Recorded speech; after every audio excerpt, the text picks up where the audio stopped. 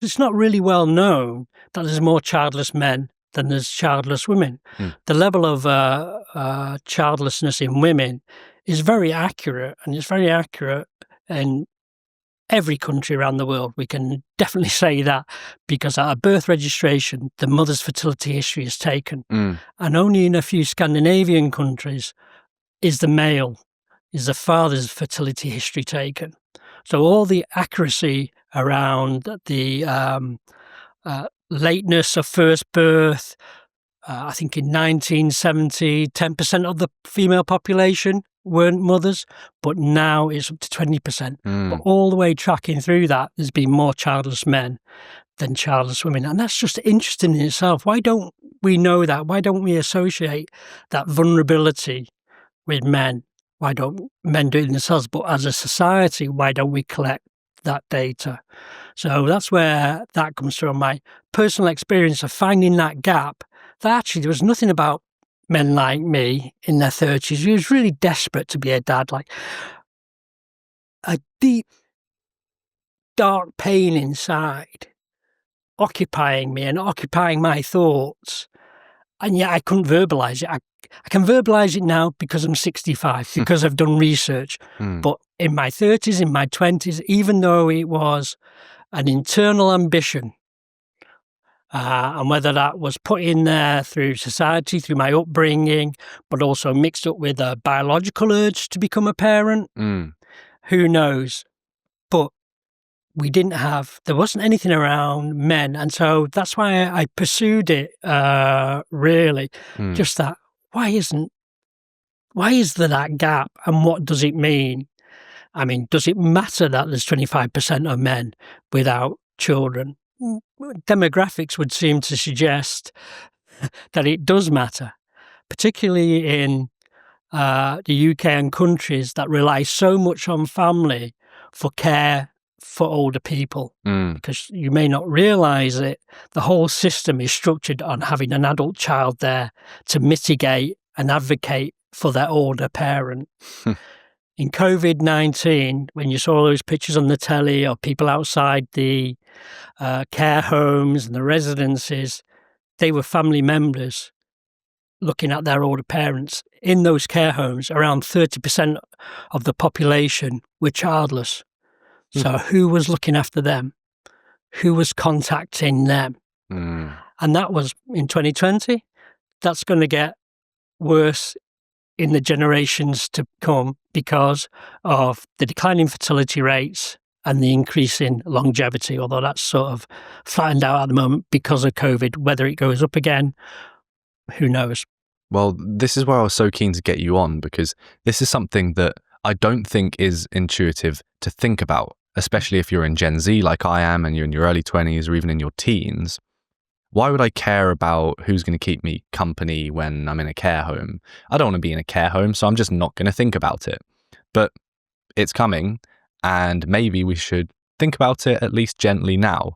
So I'm happy that we can have this conversation. Something that I found interesting looking at myself this morning, driving up, we were listening to one of your podcasts. All right. And you were speaking about this urge and this broodiness, as you call it.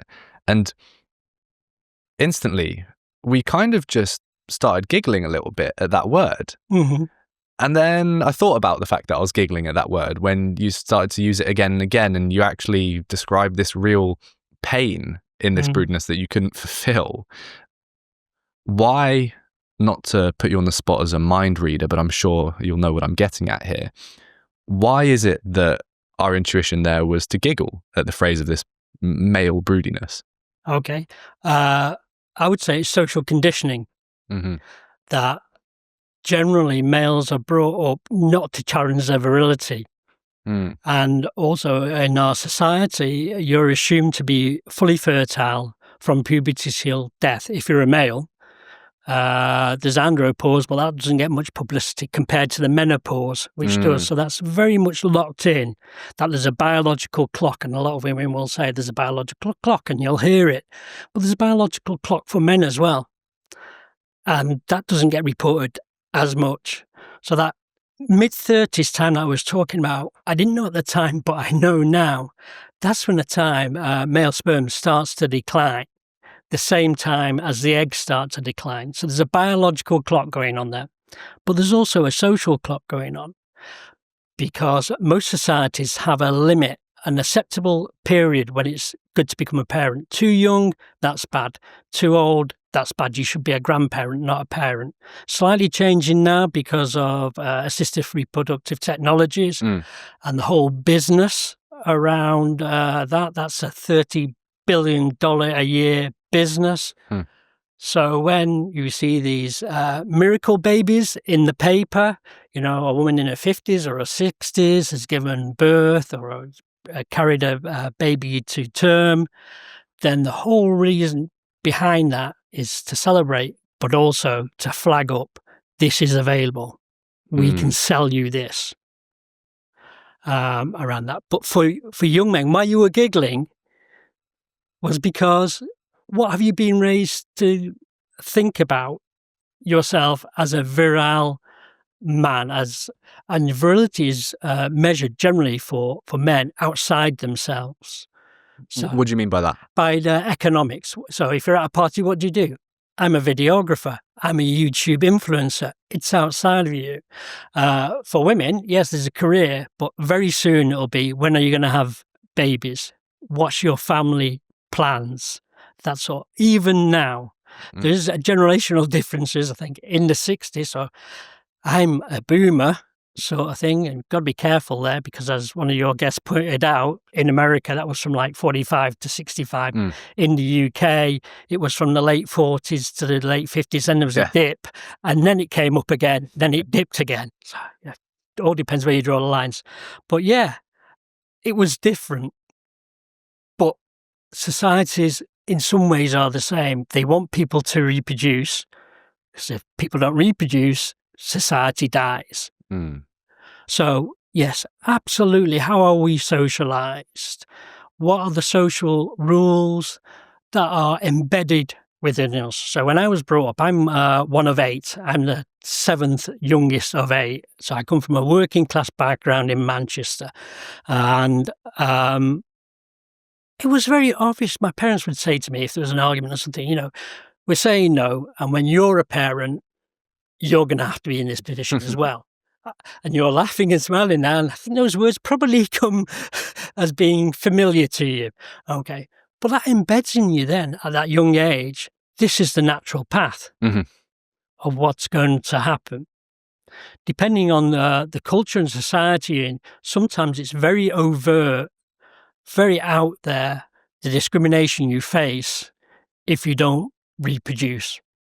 So there's a guy in Africa called Chukwumbu Dubi. He's a pastor. He's got a lovely website, and he's been looking at his childlessness from a very traditional African background and the discrimination he faced and the ways in society that was reinforced. So if you were childless, you were buried with a rat with you. And that's very overt.